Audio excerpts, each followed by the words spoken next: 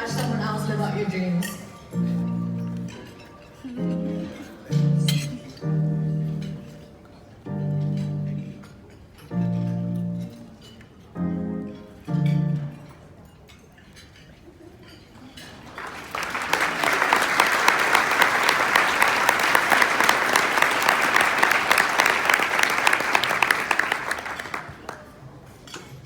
Thank you to Seum, who asked me to be here today. After accepting the Small Business 2019 award from the Hmong, Wisconsin Chamber of Commerce, Seum heard my speech and invited me to share it with you today. So I can talk about my personal experience on how I grew my business. I can talk about domestic violence. I can talk about how we should heal our sons so that we can heal our daughters. But never would I have thought that I would be speaking in front of a crowd.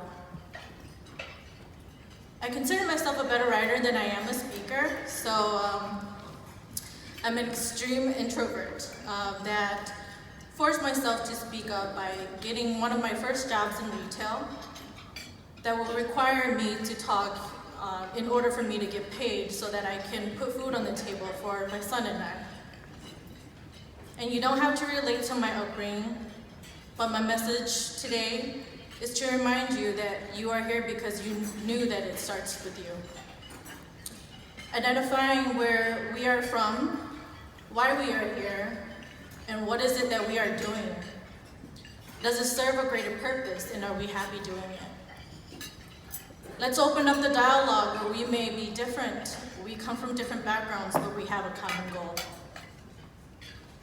Of all the things in this life that I've been through cannot compare to what my parents and ancestors endured for me to stand here in front of you today. My parents are from Laos as refugees from the Secret War. For those of you who don't know, during the Vietnam War, the United States recruited the Hmong and Laos to fight alongside the United States against communist Vietnam.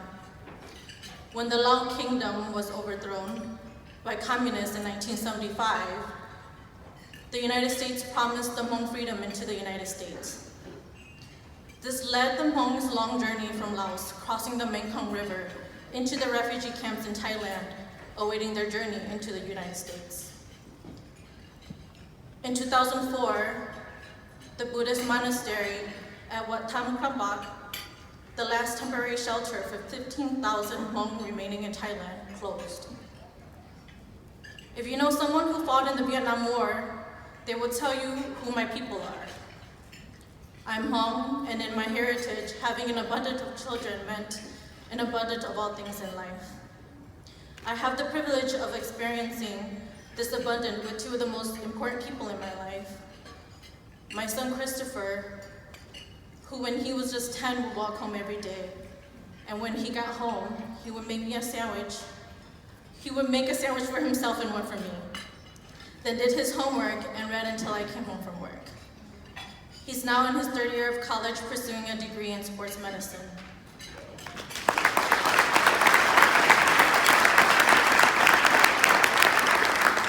My daughter Jane, who has taught me to be a mother one more time.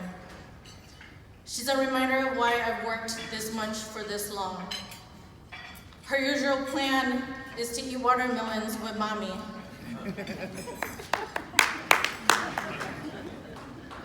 I discovered my entrepreneurial heart when I was in 4th grade and falling behind because I was being pulled out of class to translate. I cried and I was so frustrated.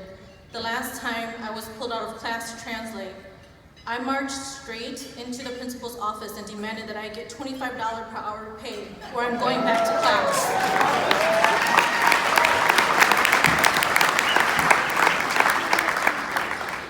I went back to class. But that year, the ESL program began at my school. To this day, I still hear the stories from people who remember that I taught them English.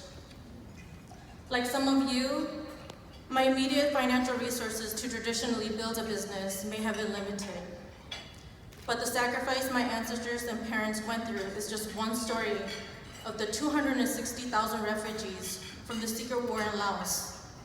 It's a lifetime of motivation for me that no one can put a price on.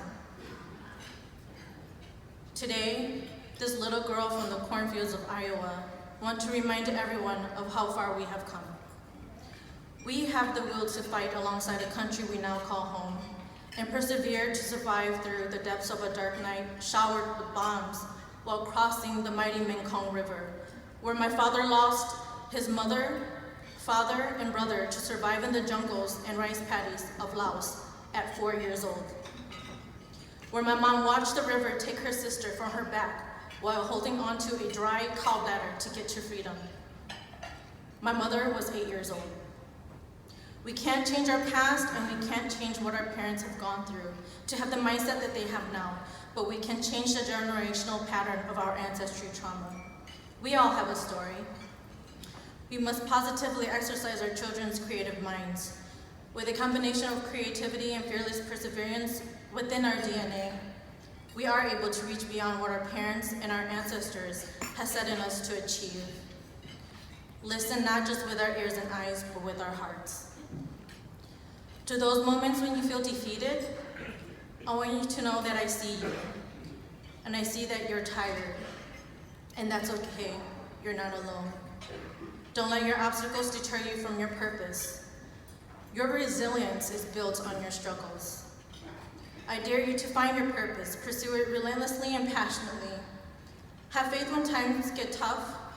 The power of your faith will outnumber your fears. Remember that whoever you pray to, whether that's God or your ancestors, that they are not a genie. You have to put in work. Even though you feel like you are trying, try even harder. God is the teacher, life is the lesson, you are the student, and class is in session.